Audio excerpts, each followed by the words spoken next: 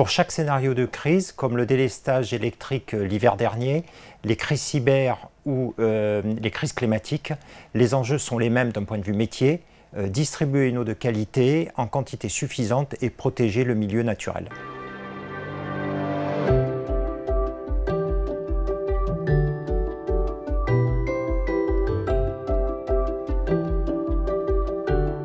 En effet, ces dernières années, les crises se sont multipliées et exposent davantage les services d'eau et d'assainissement.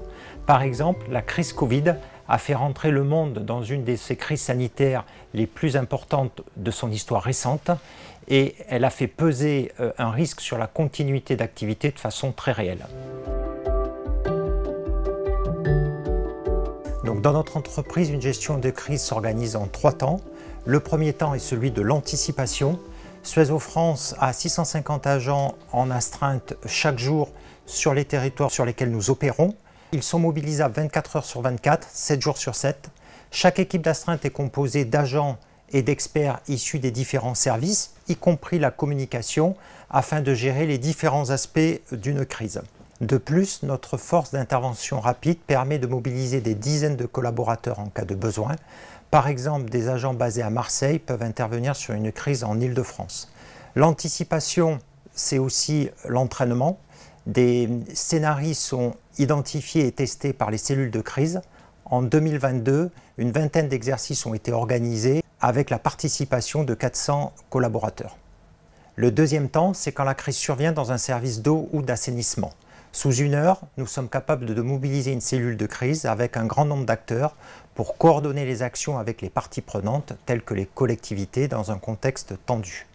Notre efficacité repose sur l'expérience acquise, sur des process préétablis et la formation du personnel. La gestion de crise au niveau du groupe a permis d'anticiper la crise Covid de quelques semaines en France grâce aux informations transmises par nos équipes en Asie et aussi obtenir du renfort, par exemple sur les masques, grâce à la présence à l'international. Le troisième temps, c'est le retour d'expérience pour évaluer l'efficacité. Les rétex à l'international permettent de préparer les crises en France, comme par exemple le rétex de crise cyber en Australie en 2021. Je vais partager un exemple de crise de l'été 2022. Mi-août 2022, nous avons reçu une alerte dans un de nos centres de télécontrôle Visio pour le remplissage insuffisant d'un réservoir principal qui alimente 1500 usagers d'une collectivité en Nouvelle-Aquitaine. Sous 1 heure, une cellule de crise a été mise en place pour assurer le maintien de la distribution d'eau potable en collaboration avec le syndicat intercommunal, les syndicats voisins et l'agence régionale de santé. En moins d'1 journée, nous avons mené 2 actions. La première, la remise en service d'une interconnexion pour alimenter le réseau à hauteur de 100 m3 par jour. La deuxième, l'organisation de rotation de camions-citernes pour réalimenter le réservoir principal à partir d'un réservoir d'un syndicat voisin. C'est cette réactivité et cette proximité avec les services de la collectivité qui ont permis le maintien de l'alimentation en eau potable de ces 1500 habitants.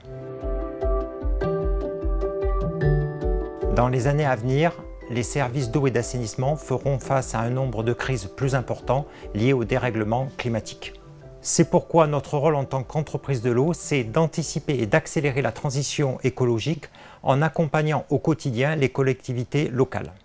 Les solutions innovantes existent, comme par exemple la réalimentation de nappes, la réutilisation des eaux usées traitées ou les technologies digitales pour lutter contre les fuites. Sans oublier bien entendu la communication pour sensibiliser les habitants sur les usages de l'eau.